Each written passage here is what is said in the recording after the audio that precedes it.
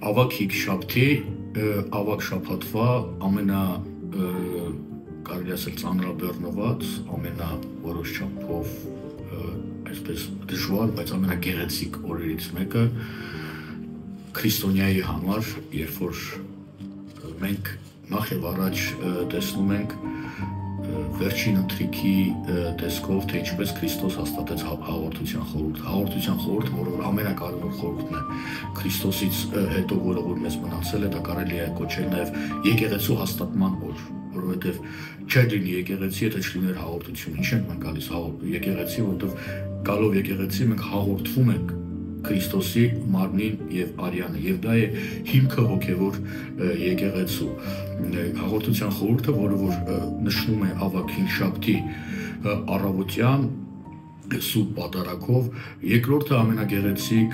արարողություններից մեկը մեր եկեղեցու, դա ոտըլվայի արարողությունն է, իշատակ Քրիստոսի խոնարհումի դրսևորմանը, երբ որ նա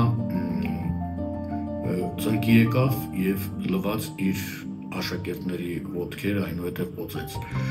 Դրանով իսկ ցույց տվեց թե ինչպիսի խոնարհումով մարդիկ պետք է կարողանան ծառայել մեկը մյուսին եւ մանավանդ Աստծուն։ Եվ ցույց տվեց նաեւ խոնարհ լինելու կարեւորությունը մարդկային կյանքի մեջ եւ իրականության մեջ, եթե մենք նայում ենք մեր շուրջը, ապա տեսնում ենք, որ այն մարդը, ով չունի իր մեջ խոնարհություն, ապա նա միայն իր մեջ զարգացնում է գոռոզությունը եւ այդ գոռոզությամբ էլ նա իրենից վանում է եւ իր շրջապատին եւ պարզ է, որ գոռոզ մարդը իրենից կվանի նաեւ Աստծուն։ Եվ այնուհետեւ արդեն ոտըլվայի արարողությունից հետո հավատացյալները քաղաքվեն եկեղեցում եւ կսկսվի հսկումը, խավարման կարգը, ինչպես որ ընդունված է այն անվանել, որը որ խորհրդանշում է իրենց Քրիստոսի մատնությունը,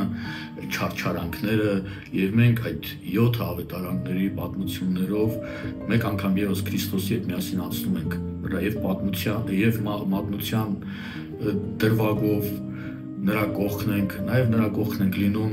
երբ որ նրան չարչարում են, եւ նրա կողքն ենք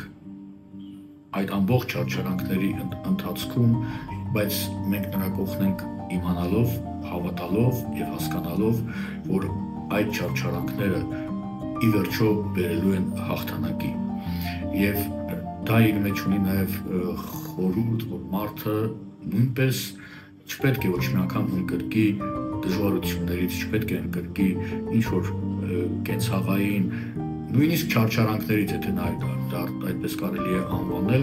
եւ որովհետեւ պետք է հասկանա, որ ամեն ինչ ինչ որ տրվում է, ամեն ինչ կարող է լինել իր հաղթանակի, դառնա իր հաղթանակի ուղին, եւ դա նաեւ մի ուրիշ մխիթարանք էլ կարող է բերել մեր մայրերին եւ ընդհանրապես բոլոր մարդկանց, որովհետեւ մենք տեսնում ենք, թե ինչպես է Մարիամ Աստվածածինը ներկա գտնվում եւ տեսնում իր որդու չարչարանքները, բայց նա ոչ մի անգամ չի հեռանում Աստծուց, ոչ մի անգամ չի երկմտում եւ մշտապես մնում է իր հավատքի մեջ եւ այդ իր հավատքն է նաեւ, որ իրեն թույլ է տալիս հետագայում ընդամենը մի քանի օրեր հետո տեսնելու իր որդու հաղթանակը, իր որդու հարությունը։